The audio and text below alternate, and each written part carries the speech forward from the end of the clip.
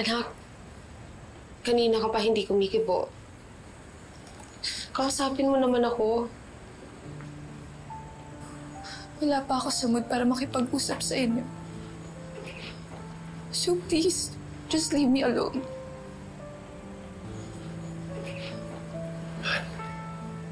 Han, baka mas okay na bukas na lang natin ito usapan. Bakit ba ayaw mo kong kausapin? Anak, kapag may problema ka, ako munang kausapin mo.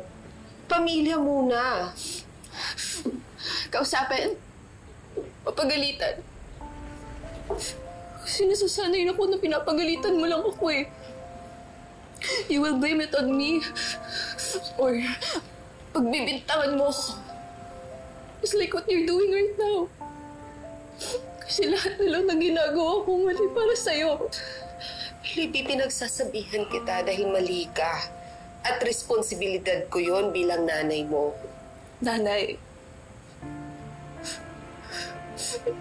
ilang beses ko masasabihin sa'yo? You never treated me like your daughter. Libby, kinakausap ka lang namin para maayos to. I know I've never been a perfect mother. I have my shortcomings. And I have my mistakes. But I love you. Mahal kita. Libby, your mom's right. Mahal na mahal ka namin. So you want to settle this issue.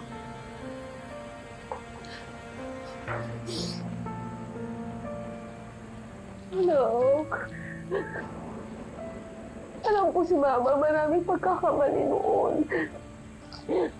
Pero willing akong baguhin yung lahat ngayon. Gagawin ko lahat. Huwag lang tayo magkagalit na. Lahat. Okay. Fire Princess. For real. I want that girl out of our lives. If that's what you want, good. But for now, gusto ko po munang mapag-isa. Just leave me alone.